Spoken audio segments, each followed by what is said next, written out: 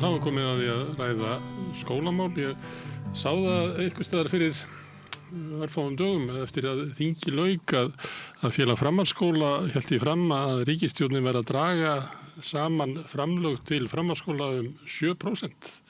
Þetta komur svolítið óvart. Ég hef ekki orðið varað við þetta annars staðar í umræðinni, svona stórfelldan niðurskurð í skólamálum á sama tíma og við höfum fengið að hlusta á að það sé mikil þörf á því að endurreisa skólann, að styrkja það og efla.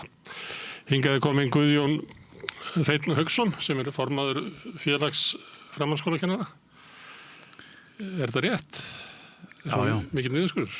Þetta er bara ofboðslegu niðurskurður framundan. En af hverju verði ég svona hissa? Af hverju gerist þetta bara þegjandi og hljóðalaust? Já, þetta er reyndar, við búum náttúrulega í okkar hellum dálítið. Umræða er erfitt að stýra umræðu og hafa áhrif á hana. En við höfum skrifað greinar, við höfum sendt pósta á alþingismenn, fjárlaganefnd, á allsherjar- og menntamálanefnd og alla þingmenn. Og höfum í rauninni kvartað yfir þessu núna í rauninni í nokkur ár að stefnan er þessi og sömuleiðis eins og við kannski förum yfir hérna á eftir að þá hefur sagan verið í okkur mjög í óhag varðandi fjármögnun í framhaldsskólanum. Ég bara kannast ekki við umræðina við eyðum allt og miklu fé í framhaldsskólana, nú verðum við að fara að skera það niður. Það er eins og stjórnvöld hafa heldur ekki kynnt sinn málstað. Nei, ég get alveg sagt að fyrir ekkert nema bara árið 2 þá stóð mikið til að hélt ég í menntamálum hérna og við vorum í dálítið góðu samtali við stjórnvöld mikla uppbyggingu í menntamálum í landinu, fjárfestum í framtíðinni og var svona slagorð dálítið og við vildum móta framtíðina saman. Þetta var líka slagur okkar í KÍ. Okkur fannst við vera á býsna góðri leið og í góðu samtali, en síðan er alveg ljóst að aðhaldskrafan og krafan það eða loforðið hallarlegs fjárlög er á að gangi yfir allt og það kallar á ákveðna forgangsröðun og þar höfum við í framhaldsskólanum hreinlega bara, okkur hefur bara hent fyrir borð. Og talandi umræðuna það er alveg rétt, þetta verður ekki hlotið neina athygli nema Morgunblaðið elskar neikvæðar fréttir af skólamálum og hefur birt töluvert af þessu en mókin er náttúrulega ekki það málgagn sem var einu sinni. En svo umræða sem hefur verið skólamál hefur verið mest grunnskólana. Það eru framhaldsskólarnir hafa ekki verið svona ofarlega. Nei, það er bara rétt. Við erum stundum kallað týnda skólastigið og ég held bara að sé verið að grafa okkur bara núna. Þetta er bara skelfilegt ástand sem blasir við. Þú dregur upp mjög svona dökkamynd og þú komst með svona gröf fyrir þá sem eru að horfa á okkur í sjónvarpi eða það geta séð það. Já. Þannig að við svona aðeins labbi í gegnum það en við förum náttúrulega kannski yfir þetta fyrir þá sem eru að hlusta í útvarpinu. Þú ert fyrst með fjármálaáætlunina. Já, þetta er í rauninni bara svona, þessi mynd er nú, ég sett skjaldarmerkið og stjórnarráð Íslands á þetta, en þetta er í rauninni Excel útgáfa okkar innan KÍ, þar sem við erum að draga saman tölurnar upp úr áætluninni og þær sýna mjög svarta mynd framundan. Við erum að tala á næstu árum, 27, 8, 9, 30, 4 ár, að þá er svona jafnaði milljarður sem á að taka af framhaldsskólanum. Og þá ertu ekki með þetta verðtryggt eða þetta tala Jú, þetta er á föstu verðlagi. Já, föstu verðlagi 26 og eins og fjárlögin eru bara og framlögin eru rúmir 50 milljarðar. Já. Þannig að 1 milljarður ári er svona 2% samdráttur. Já, ár eftir ár. Einmitt, og næstu árin og við sjáum að þetta eru í rauninni eru kannski 2 liðir og það er annars vegar það sem heitir rekstur og tilfærslur og svo er hitt sem heitir fjárfesting og því hefur verið slegið upp og meira segja af einum af menntamálaráðherrunum sem voru nú starfandi hérna síðustu mánuðina. Það var Ragnar Þór Ingólfsson sem stóð í þingsal og svaraði fyrir þetta í fyrirspurn og þar segir hann að þetta sé í rauninni ekki neitt, það sé aðalega af fjárfestingaliðnum sem er verið að skera. En þessi mynd sýnir bara mjög skýrt að fjárfestingarliðurinn, hann rétt 1%, 1,5% kannski af heildinni og það ekkert verið að skera hann í rauninni niður. Það verið í rauninni að vera fjárfestaðins í verknámshúsum vonandi og vonandi að það rætist. Því átaki, það var ráðherra sem ferðaðist og boðaði það. Já, og það miklu eldra baráttumál og í rauninni miklu eldri áætlun, 22-23 þegar Ásmundur Einar er komið fram með það. En sko, rekstur og tilfærstur eru 99% nánast af þessu öllu saman og þar heljarinn að niðurskurður framöndan og allt upp í 8% á þessum 4-5 árum. En börnunum að fækka? Nei, við búum núna, árgangur sem kom inn núna síðast ár, hann var met árgangur inn í framhaldsskóluna og þessi slær honum við sem að koma inn næsta haust. Þetta eru 2 stærstu árgangar Íslandssögunar og þetta kallaði stundum hruns börnin. Já, sem eru til í rauninu. Já, svona, en síðan hefur stundum verið því slegið fram að það verði síðan einhver fækkun. En þá verið að einblína á fæðingartölur í þjóðinni. En við hins vegar náttúrulega, við erum miklu fjölbreyttari þjóð en svo og hér mjög margt að gerast og svo ekki bara þannig að nemandi sé bara nemandi, heldur eru nemendur fjölbreyttir, hafa mjög fjölbreyttar stuðningstarfir og þær hafa aukist mjög mikið. Fólk sem á við segjum ýmiss konar áskoranir vegna fötlunar af ýmsum toga eða geðrænna erfiðleika eða annars, þeim fjölgar mjög mikið og við þurfum að halda mjög vel utan það fólk. Sömuleiðis eru innflytjendur eða fólk af erlendum uppruna sem hefur ekki íslensku sem sitt móðurmál og þau eru nú orðin yfir 20%. 25% held ég mér að sé núna. Og það kallar á auki fjármagn. Og hvað þá síðan þessi markmið að starfsnám eða iðn- og verkgreinar og listgreinar fá auki vægi innan framhaldsskólans, þetta dýrasta námið. Þannig að þið eru með aldrei verið með fleiri nemendur og þó svo að þeim kunni að fækka eitthvað eilítið, það ekki búið við einhverju runi eða falli, að þá við getum sagt, kostnaðurinn við að mennta hvern einstakling, það fyrirsjánlegt að hann muni aukast, þannig að heildarkostnaðurinn, þú myndir vilja sjá heildarframlögin vera að aukast, ekki að minnka. Þau verða að aukast, það ekkert annað sem kemur til greina. Við erum bara, hér verið bara að kæfa framhaldsskólan. Ég hef stundu sagt, við höfum verið með sultarólina að sífylta herðana en nú erum bara komin hálsinn á okkur. Og þetta einfaldlega ekkert hægt. Vegna þess að við, og það sem blasir við að skólar eru að loka bókasöfnum, þeir eru að segja upp sálfræðingum, félagsráðgjöfum, stoðþjónustan sem að verður að fara að rísa í framhaldsskólanum, hún mun ekki gera það þarna. Námsbrautum verður fækkað. Skólar eru að taka ákvarðanir núna það að nemendur sem ætla inn á fámennari brautir, þeir séu einfallega fáir til þess að þetta standi undir sér og þessum bara klippt á þetta. Maður heyrir raddir sem eru bara ánægðir með það.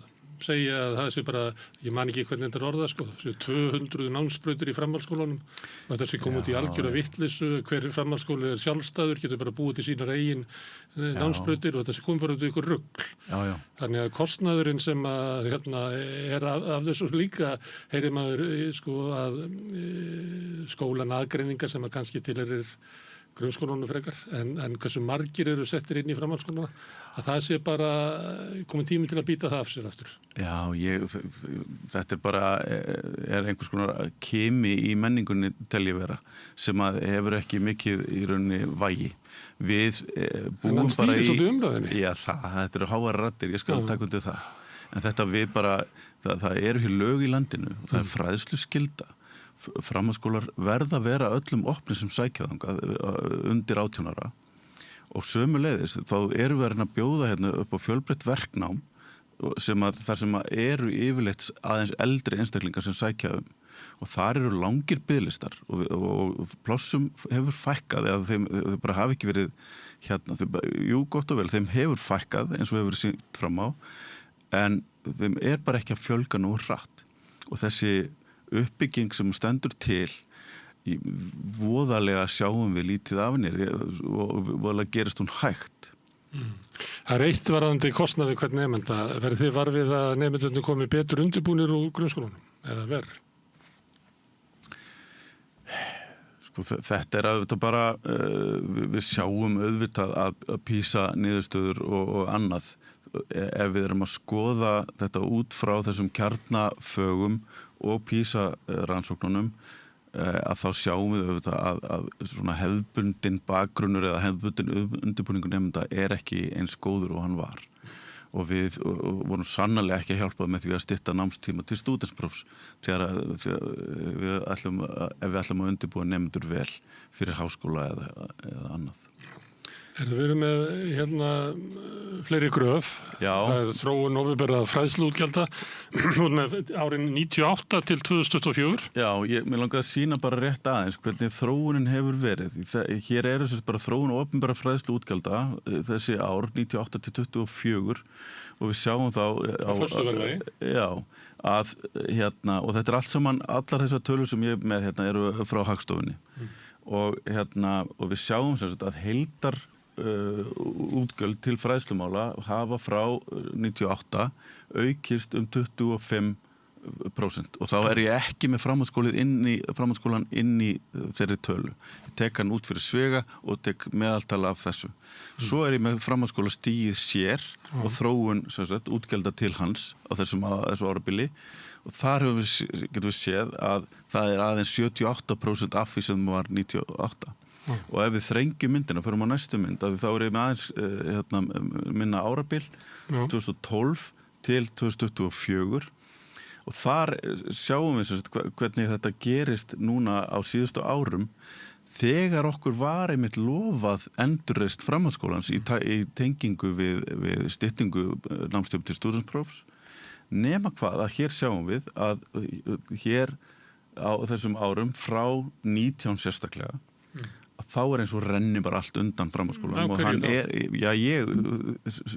þú þarft ekki að spyrja mig einlega þessu, þetta bara staðreyndir málsins, hér er bara ekki vilji til þess að fjárfesta í framhaldsskóla. Maður sér svona sögu í fyrra grafinu að það verið að auka svona og þið eldi það svolítið að nær toppi fyrir hrun. Síðan kemur hrunið og þá skorið niður í öllum opinberri þjónustu og það fara allir niður en síðan byrjar annar hluti fræðsluútgjalda að rísa en þið hins vegar að síga. Já. Og þá ég meina það verður velta hvaða saga þarna á bakvið að svona COVID og eftir COVID. Já. Að þá sé tekin ákvörðun það að draga úr framlögum til framhaldsskóla.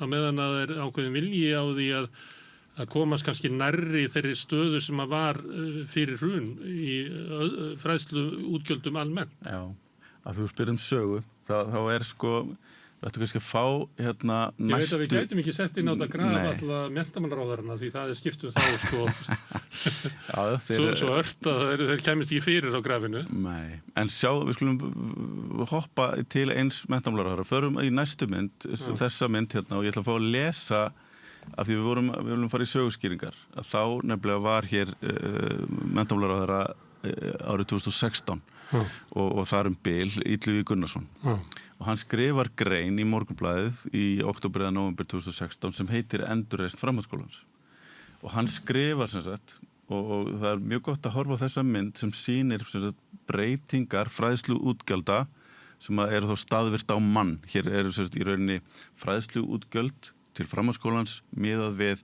íbúafjölda í landinu. Og þetta er á föstu verðlagi að sjálfsögðu.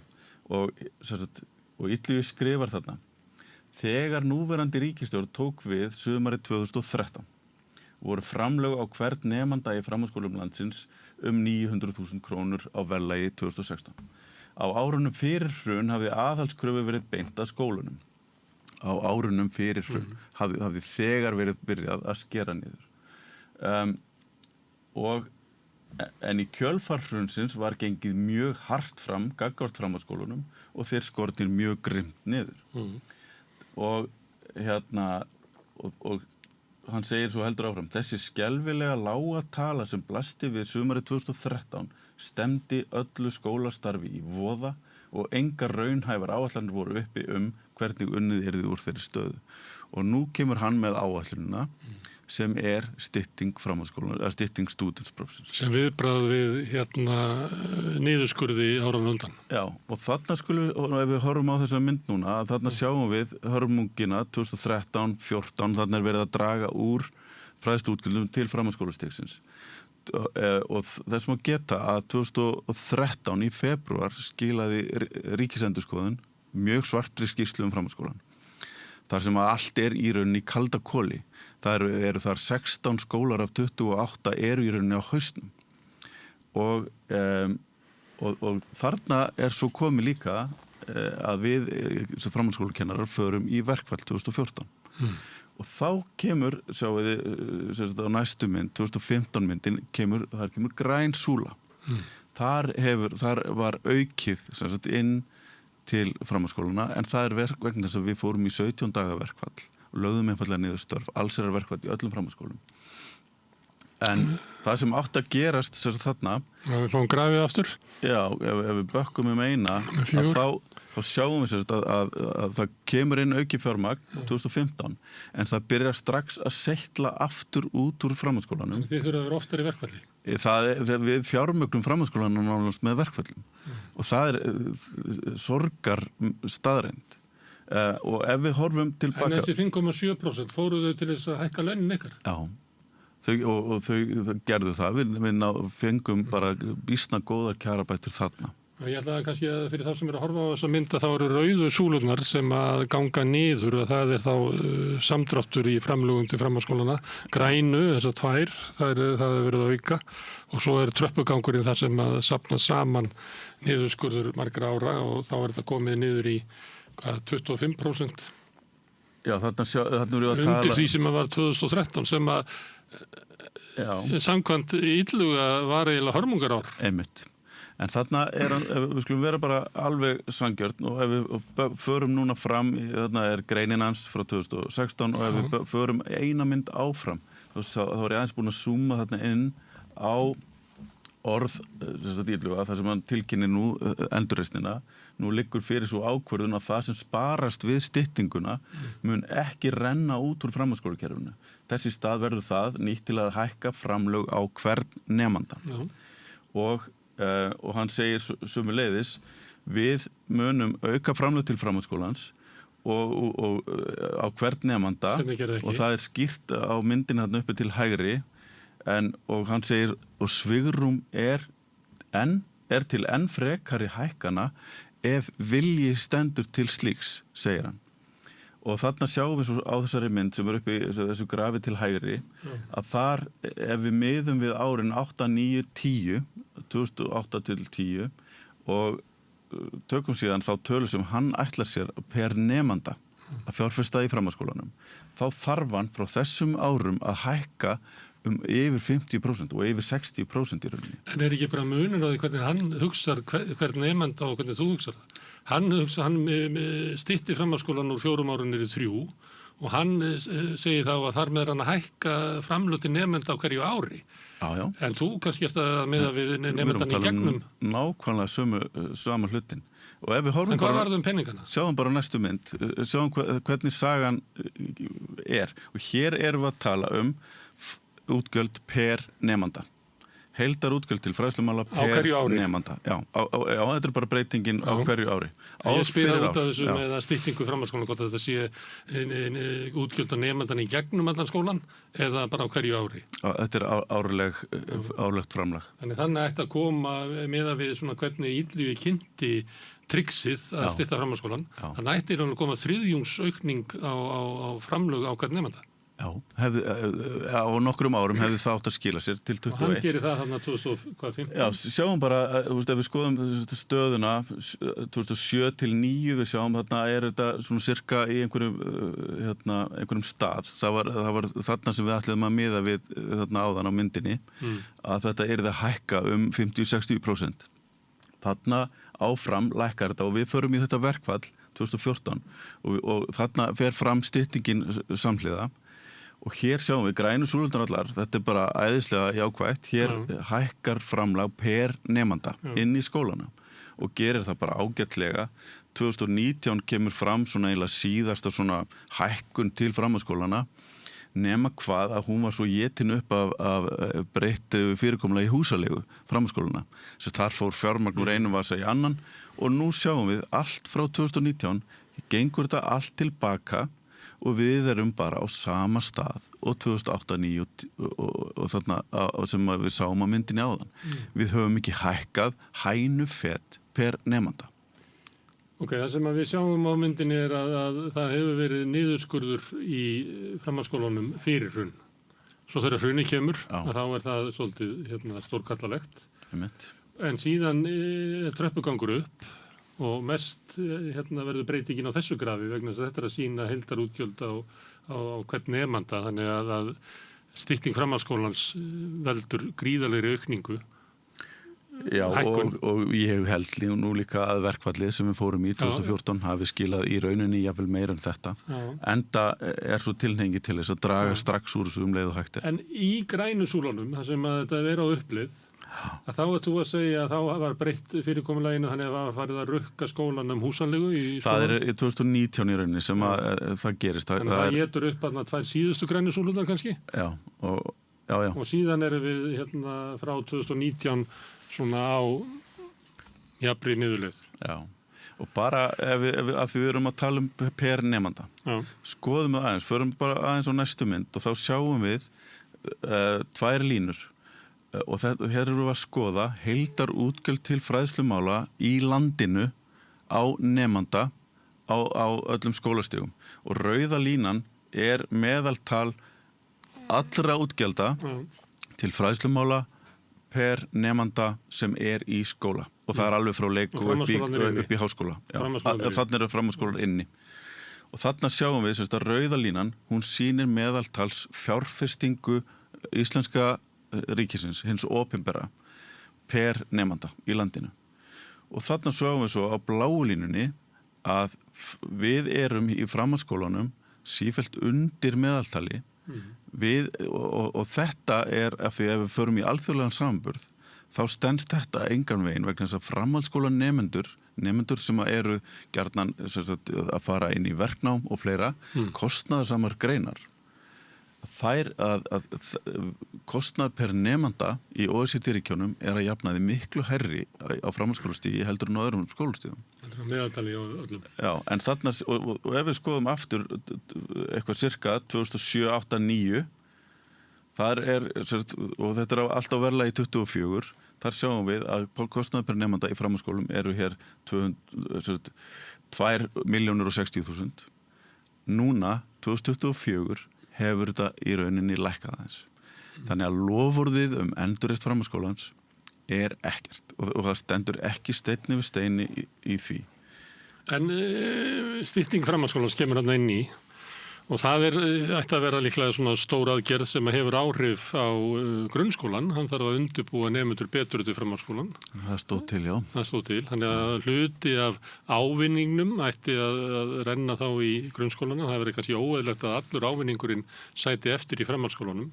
Það kemur líka aukið álag á háskólana, gæti ykkur sagt. Það var reyndar aldrei hugsað þannig, en stundum heyrir maður í umræðinni eins og að háskólinn sé að velta fyrir sig að taka upp eitthvað svona brú í upphafi að undirbúa nemendurna betur fyrir háskólanámið. Já, það er fínt þú nefnir hana nefnilega. Við þurfum endilega að ræða hana. En við sjáum að í kjölfar styttingar 2014 þá hækkar framlag per nemanda eins og boðað var. Og við sáum þarna stígandan í þessari línu. 2019 þá verður bara rapið aftur. Og þannig að hér hefur þá framhaldsskólinn enn og aftur verið látin sitja eftir og það er dregið úr framlögum þangað. Bara rétt árum við komum að þessu sem við mútum að tala, af því að sem við tala að þá langum við aðeins að sína bara næstu mynd og þá skulle fara að hætta þessu talna sukki hérna. En við sjáum af því að og þú varst aðeins að koma að því að hugsanlega eru önnur skólastig, vel grunnskólinn og háskólinn að taka eitthvað eftir að skólinn var styttur eða til stúdentsprófs. Já, það leggur álag á þá sem eðlilegt að þeir fái einhvern veginn bætt. Já, ég hef ekki heyrt talað þetta áður fjárhagslega svona alls ekki, enda var ætlunin í rauninni og lofurðið að þarna kemur inn auki fjármagn per nemanda. En við sjáum að innbyrðis hlutdeild framhaldsskólastigsins af fræðslukostnaði, við vorum hér aldamótin og lengi vel í 20% af af hlutdeildinni frá leik og upp í háskóla. Nú staðan orðin þessi að við sígum sífellt meira og meira aftur úr og erum komin niður í tæp 14%. Og hver hefur þá hlutdeild hvers hefur aukist? Það háskólinn eða? Það í rauninni allra hinna. Ég ákvað að vera ekki með línur annar, ég ætla ekki að vera beint í svona samkeppni við önnur skólastig. En af því að þetta bara við verðum að fjármagna framhaldsskólastigið og sko þegar við erum að skoða sko út frá vergri landsframleiðslu sem ákveðin mælikvarði, þá hefur að hafa heildarframlög til fræðslumála verið á bilinu 6-7% af vergri. Við sígum sífellt niður og við þar og það í rauninni lokamyndin sem þú mætti kannski henda upp. Bara, hér sjáum við þetta út frá vergri landsframleiðslu. Hér þetta í rauninni niðurgangur framhaldsskólans. Við sjáum það að við erum komin undir 1% af vergri. Þannig að athygli á framhaldsskólan, fjárhagsleg, bara stefnumótandi og bara í rauninni í öllum skilningi að framhaldsskólan ríkir algjört stefnuleysi. Og það háalvarlegt mál. Þegar við erum að sýna svolítið sögu að þegar við erum svona gröf að þá fer þetta hæðst upp í 1,4% af vergri landsframleiðslu árinu 2003, 2002, 2003, 2004 eitthvað svo það þar. Þá kemur niðurskurðurinn sem að Illugi vísaði til fyrir hrun. Þannig að einhverju leyti þetta náttúrulega útbólgin landsframleiðsla fulla froðu. Þannig að í sjálfu sér væru við í verri málum ef þetta hefði ekki gefið eitthvað eftir. En það hins vegar augljóst að það var bara niðurskurður á meðan að við Íslendingu var sagt að við ættum eiginlega alla peninga í heiminum. Að þá var samt verið að skera niður til framhaldsskólana. Síðan kemur hrunið og þið fáið högg eins og aðrir. Sumir hafa fengið bót, svo niðurskurður sem var í opinberri þjónustu eftir hrunið. Að sumum tilfellum hefur það náð að jafna sig. Það ólíkt innan kerfana, það mjög ólíkt innan heilbrigðiskerfisins. Það líka, eins og þú ert að segja hér, mjög ólíkt innan menntakerfisins. Og síðan kemur þarna eftir sameiningu með styttingu framhaldsskólans að það leiðir reynilega til niðurskurðar. Bara við óttuðumst auðvitað að þetta væri bara sparnaðaraðgerð og hún kemur svo greinilega fram í þessum tölum sem ég hef komið fram með að þetta var bara sparnaðaraðgerð sem heppnaðist en framundan fjárhagslega fyrir ríkið. Hún það skilur eftir veikar í framhaldsskóla. Akkurat og hverslags fjárfesting það í framtíð þessa lands? Af því að hér fólk að fara að reyna að sérhæfa sig, fara inn á einhverja brautir sem þá vonandi skapa landinu hagsæld og eitthvað, en hér það engin slík hugsun í gangi, bara reynd ekki. Mér veit ekki, kannski voru peningandi notaðir í eitthvað annað, kannski fannst einhverjum í stjórnvöldum sniður að lækka skatta á fyrirtæki svo þau myndu búa til aukin verðmæti. Ég kann ekki alla þessa stjórnmála kenningar sem að vaða hér uppi. Nei, þetta bara sýnir forgangsröðunina og við í framhaldsskólanum erum ekki þar ofalega á blaði og framundan af því þessi saga sem þessar tölur segja sagan bara ein hörmungarsaga nánast. En framundan alltaf 8% niðurskurður, milljarður á ári, 2% á ári næstu 4 ár og það löngu komið inn að beini í þessu. Og við erum bara framundan næstu ár þegar við höfum mjög brýnt verkefni að sinna alla okkar nemendur sem í framhaldsskólanum, bjóða þeim aukið námsúrval. Þá erum við bara ekki að ná því með þessum Stærsta stökkið upp á við var hérna í kjölfari á verkfalli sem þið fóruð í. Já, og við sjáum annað líka. En þú sagðir að megnið að því hefði bara farið í því að hækka laun kennara. Maður hefur séð það í kjarabaráttu kennara í Bandaríkjunum og líka í Bretlandi, þar sem er náttúrulega lögð áhersla á að hækka laun. En það er líka lögð áhersla á svona eins og endurreynst skólakerfisins sem er að koðna niður eftir áratugi af niðurskurði nýfrjálsíkjunar. Og þá er það kennarasamtökin sjálf sem eiginlega taka að sér í samfélaginu að verja skólakerfið. Gegn hérna stjórnvöldum sem eru meir og minna bara að skera niður til þess að geta lækkað skattaleglega á fyrirtæki og eitthvað. Þannig að eina leiðin til þetta snúi við má vera að þið farið í verkfall og þið farið þá í verkfall sem að kannski að 2/3 snýst að hækka launin ykkar, 1/3 að bæta raunverulega aðstöðu nemenda. Já, þú spáir fyrir.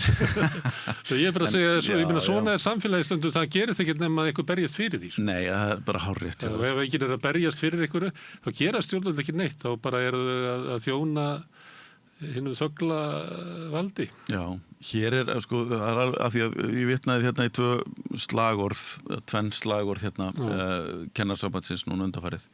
Við, hérna, í kjarabaráttunni hérna fyrir 2 árum, þá, hérna, settum við á stað átak sem að hét í rauninni fjárfestum í framtíðinni. Og núna, og við sjáum að þessu myndum að það er ekki verið að gera það, sérstaklega ekki framhaldsskólanum. Við fórum svo aftur af stað og reyndum að kalla eftir samtali nákvæmlega það sem skiptir máli, skólan okkar og bara stefnu í skólamálum. Mótum framtíðina saman var okkar slagorð. Við sjáum þetta bara ekki vera að gerast og það ríða hér yfir hamfarir í menntamálaráðuneytinu og ég ætla ekki að fara, það geta komið upp veikindi, það geta komið upp hvað sem er. En staðan burt séð frá öllu er hræðileg. Við getum ekki haldið svona áfram að við skiptum með menntamálaráðherra á 2-3 mánaða fresti og hver sem kemur nýr inn hefur sínar eigin áherslur sem eru ekki byggðar á áratuga langri stefnumótun. Heldur bara dittin og dattin þetta og hitt. En þeir ráðherrar sem að koma inn með svona sínar hugmyndir og Inga Sæland sannarlega einn af þeim. Þau koma með hugmyndir sem eru svona innan úr umræðunni sem að mér virðist að stóruleyti snúast það að sko stefnan sem hefur verið rekið í skólamálum hefur verið röng. Þannig við getum ekki byggt ákvarðanir á þeirri stefnu sem að er. Þess vegna kemur fólk alltaf inn með einhverja svona sem að virka svolítið sem eitthvað svona skynditricks til þess að gera það. Og svo er líka ríkjandi í umræðinum skólamál að kennarunum sé sístaföld og treystandi fyrir börnunum. Þannig að það þurfi eiginlega að koma einhver stjórnin í skólakerfið sem að berji niður áherslur af því að þú fórst að fara yfir slagorð kennarasambandsins. Ég held að það séu margir sem hafa tekið þátt í þessu umræðu sem að telja það bara við ættum allra síst að beygja okkur undir kröfu kennarasambands. Já, það er náttúrulega mjög sorglegt og við sjáum vegna þess að þú talaður nýfrjálsíkjuna áðan að sem sagt, það er alltaf merkilegt að svona, þegar ég var að byrja minn feril í þessu félagi 2014 má segja, þá var hér ráðstefna og Illugi Gunnarsson opnaði þá ráðstefna meira að segja og þá kom hér virtir fræðimenn að utan sem voru að vara við einhver sem að þeir kölluðu Global Education Reform Movement og skammstöfun var GERM, GERM, sem er svona eins konar vírus eða síkill og það var akkurat ný frjálsíkill eða veira sem að horfði bara í hagkvæmni og í rauninni míkróstjórnun á því sem að kennarar ætti að gera. Það ætti að vera að ríkið ætti að ráða nákvæmlega hver námskrán væri og þetta var mæla kennaran einhvern veginn til þess að láta það halda þess að maðurinn með budduna, hann ætti að stjórna skólakerfinu. Það er svona fagleg sjónamið ykkar við lent í ógöngum með hlustuðu. Já, nema þarna á þessari ráðstefnu þá erum við nýbúin að taka þannig séð upp ný lög, skólalög, bæði grunn- og leik- og framhaldsskóla 2008, það var ný námskrá 2011 og hún var endurnýjuð eða endur útgefin 2015 og hún akkurat í þvert á þessa átt, þessa nýfrjálshyggju og gefur traustið út til skólana og sem að eins og þú myndist á áðan að það getur verið að það hafi orðið of mikill fjölbreytileiki þess að varandi námsbrautir í framhaldsskólanum. Það getur alveg verið. En hins vegar þá byggðum við þarna upp mikið trausti kennara til skólana og við höfum staðið okkur bara mjög vel í því að gefa öllum nemendum kost á góðri menntun. En það sem að ég sé akkurat vera að gerast í umræðinu núna sem að dálítið mikið stýrist af bara í rauninni frjálshyggju og viðskipta sjónarmiðum. Bara viðskiptaráð og Morgunblaðið sem eru svona kirkjur nýfrjálshyggjunar. Já, og hér verið að setja á borð fyrir okkur einhvers konar hagsemi sjónarmið, viðskipta fræði skólastigsins og tækni stjórnsýslu fyrirtækja, hvernig ég halda utan stofnanir. Já, en sjáum svo líka eins og öll þessi umræða einkunnir að það skipti öllu máli hvort einkunn er gefin í bókstöfum eða tölustöfum og þá umræðan látin hverfast einhver kjarnafög sem eru alltaf sem sagt, þau eru mannanna verk. Það er eitthvað sem ræður því hvaða fög eru kjarnafög og hvaða námsefni á að kenna. En er ekki svona þokkaleg sátt það? En er ekki þokkaleg sátt það að kjarnafögin séu íslenska stærðfræði? Er ekki sátt það? Það getur alveg verið að svo sátt sé. En ef við ætlum samt að miða allt skólakerfið út frá því að það sé að það fólk sem nær hæstum einkunnum í stærðfræði, íslensku, dönsku, ensku skulum við segja, náttúruvísindum, nú mikið tala STEM-greinar, ef að það fólk sem nær hæstum einkunnum á þessum bóklegu sviðum, að það eigi meiri réttindi en aðrir til þess að komast inn í einhver ákveðna framhaldsskóla til dæmis eða eigi að þeim skuli hampað með ákveðnum hætti. Svona umræðan núna. Hér einhvers konar úrvalshyggja sem við eigum ekki að taka þátt í. Þetta ekki íslenskt þjóðfélag, það ekki svona uppbyggt. Kannski var það þannig að þið skólamenn tölduð ykkur hafa snúið frá slíkri hugsun. En samfélagið bara ykkur ekkert. Jú, ég tel nú að... Þarna úti voru bara ríkjandi hugmyndir að auðvitað ættu ég meina, ég kannast við það bara í umræðinu kannski fyrir svona 6-7 árum svona óttu að afburðanemendur fengi ekki þjónustu hjá okkur að þið verður alltaf að þjónustu tossan mannst ekki eftir þessu? Þetta var mjög ríkjandi fyrir stuttu. Já, heyrt þetta. Já, að sjálfsögðu eigum við að geta tekið utan alla en skólakerfið á ekkert að miðast endilega við einhverja sem eru góðir á einhverju afmörkuðum sviðum.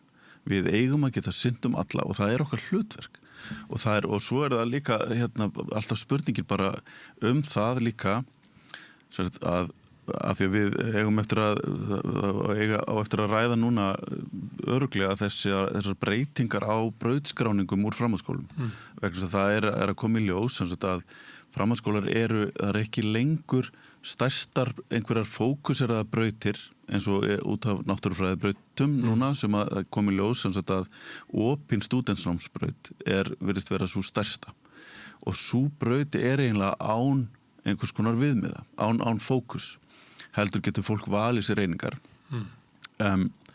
og þetta kannski ein afleiðingin af styttingu framhaldsskólans vegna þess að fólk farið að hugsa sér ég þarf að koma sem fyrst í gegnum hann á 3 árum örugglega og helst með bara nákvæmlega þessar 200 einingar innan skólans og þá skiptir engu máli hvað einingin gefur mér í rauninni að inntaki heldur bara hún gefur mér þetta mörg stig og þá ég laus úr framhaldsskólanum eftir 3 ár. Það er bara eina leiðin fyrir mig til þess að komast í gegnum. Það getur líka verið bara svona menntun niðurstaða. Ef ég á að ná þessu á 3 árum, þá verð ég bara að velja 3 áfanga í matríslu. Og taka 4 áfanga á sumrin og svo framvegis. Ég valdi matríslu bara til þess að ég vonandi að ég móðgaði engan. Telja að það væri létt eitthvað. Nei, en svo líka þetta að eins og þú nefndir háskóla brýrnar á að til er skólastig sem fer vaxandi og það heitir viðbótarstig og það í rauninni, það eru framhaldsskóla áfangar sem að eru krafa til þess að komast inn í einhver ákveðna námsleiðir sem bíða, akademiskar eða aðrar og þetta skólastig vex og vex þannig að fólk að átta sig á því að þessi krafa að klára stúdentinn á 3 árum að hún skaðleg fólk kemur þá illa undirbúið að háskólanum þú svo allt í einu kemur út úr þessu og þið langar í skóla til Danmerkur en þið vantar meira að segja ensku til þess að komast þar inn og hvað þá dönskuna eða inn í verkfræði eða inn í læknin eða hvað sem og þess vegna fólk hér gjarnan með fullri vinnu síðan eftir stúdentinn að sækja sér þessar greinar í staðin fyrir að við ræktum þetta hjá fólki að þú getur tekið þér þann tíma sem þú þarft í framhaldsskólanum og að við ræktum þá líka skólana sem staði og samfélög þar sem þú ert að læra en ekki að versla þér einingar. Það mættu ekki kalla þessa brýr illuga traðir því að þetta eiginlega, eins og þú ert að lýsa þessu, þá þetta beina afleiðing af styttingu framhaldsskólans. Þetta allavega ein afleiðing þess. Og sem að það nú komið fram hérna, ég veit ekki hvað ég hef fullyrt það, ég veit ekki kannski það rangt hjá mér, að það hefur auðvitað ekki verið gerð nein almennilega stór úttekt á styttingu framhaldsskólans, hvaða afleiðingar það hafði. Bæði á nemendunar, fjárhagslega, á stofnaninnar, á félagslífið, sálarlíf barnanna og þar fram til götunum. Já, sko, það upp á menntavísindasviði hafa verið gerðar rannsóknir núna undanfarin ár og það alltaf að koma meira og meira fram af niðurstöðum þeirra. Mjög margar merkilegar niðurstöður en einmitt almennilega rannsóknir ég myndi að ríkið þetta gerir það sko ríkið gerir svona stórvægilega breytingu málamyndarannsókn sem var gerð eða könnun sem var gerð mjög fljótlega eftir þetta og ég man í rauninni ekkert hvað hún sagði. Það er lítið margtak. Herðu Guðjón, en framlög til framhaldsskóla hafa hækkað þegar þið hafa farið í verkfall en nú eru þið nýbúin að gera kjarasamninga. Já. Og þið farið ekki til verkfall næstu 3 árin eða hvað? Ég ætla svo sem ekkert að segja það en við munum sjá væntanlega þegar við skoðum þessar myndir af ári þá verður Hagstofan búin að afgreiða þetta og þá munum við sjá líklegast eina litla græna súlu fyrir árið 25. Þegar að bætt launakjör framhaldsskólakennara voru fjármögnuð inn í skólana. Þetta síðustu samninga. Já, en þetta er lítilvægt, veit ég og svo stefnir í miklar ógöngur framöndan. Og við höfum sögu þetta bæði frá aldamótum og 2014 að þetta endaði með miklum átökum og verkföllum. Og ég langar ekkert í það. Ég vil bara að fólk sjáu sóma sinni að fjármagna framtíðina hér. En þetta lífið barátta og núna síðast fóru öll kennarafélögin saman í kjaraviðræður. Og þótt að þú hefur ekki vilja vera að þú sért eiginlega reyna að ná einhverjum bútum af leikskólanum eða grunnskólanum eða framhaldsskólanum, vill ekki stilla því þannig upp. Má það kannski vera þannig að það sé bara betra fyrir ykkur að fara í sérstakt verkfall til þess að laga þessa stöðu því að hún mun drukkna í sameiginlegri kjarabaráttu allra félagana? Sko, við förum náttúrulega ekki við höfum ekki farið í okkar aðgerðir til þess að fjármagna framhaldsskólann. Það er ekki staðan. Heldur það launakjörin og réttindin. Ég var að benda ykkur á að kollegar ykkar í Bretlandi og Bandaríkjunum bara hafa hort á það stöðu að ef við ætlum ekki að horfa á skólan að koðna í höndunum á okkur, þá verðum við að taka upp baráttuna fyrir því að stjórnvöld brjótuðu ekki niður. Ég tek undir þetta og ég held að við sem kennarasamband og kennarasamtök og bæði sjálfstæð aðildarfélög innan KÍ og heildarsamtökin, að ég held að við þurfum að gera okkur meira gildandi í menntamálaumræðu og við þurfum að setja stefnuna skýrar og við þurfum í rauninu bara að lesa hana ofan í menntamálayfirvöld af því að þau hafa ekki neina stefnu. Þau eru bara að grauta í öllu einhvern veginn og það er ekki við sjáum enga heildarstefnu. Og hefur ekki verið lengi kannski? Það held ég ekki. Og verið mikið og þú nefndir á það hvað er oft skipt menntamálaráðara en það er ofta skipt menntamálaráðara í Íslandi heldur en forsætisráðara í Bretlandi og þykir það orðið eiginlega undur í heiminum. Já, einmitt. Og er bent á það sem raunverulega vandamál að valdi glundróða. Já. En þess á glundróða hefur eiginlega verið í menntamálaráðundinu í 10 ára eða pluss. Skólameistari í Menntaskólans á Akureyri núna á hátíðinni 17. júní hélt magnaðaræðu, útskriftaræðu, þar sem hann akkurat lýsti því að þeirri skoðun sinni og hann er búin að vera skólamaður náttúrulega víða völl í fræðslustjóri, skólastjóri og nú skólameistari, að hann telur ríkið ekki hafa neina stefnu í menntamálum og ég get svo sannarlega tekið undir það. Mér finnst þetta ekki vera boðlegt okkar framtíð. Herðu, Guðjón, takk fyrir að koma hingað að ræða framhaldsskólann. Takk sömuleiðis. Og við ætlum að halda áfram að reyna að skilja þetta samfélag sem við lifum í hérna við Rauðaborðið. Næsti kafli er eftir augnablik. Góðir fjölmiðlar eru mikilvægur partur af því súrefni sem sérhvert samfélag þarf á að halda. En góðir fjölmiðlar þeir þurfa ekki endilega að vera hlutlausir, en þeir verða að vera sjálfstæðir, alveg eins og góðir háskólar og traustir dómstólar þurfa að vera sjálfstæðir. Þeir þurfa að þjóna fólkinu, ekki valdinu. Ég heiti Þorvaldur Gylfason og ég styð samstöðina.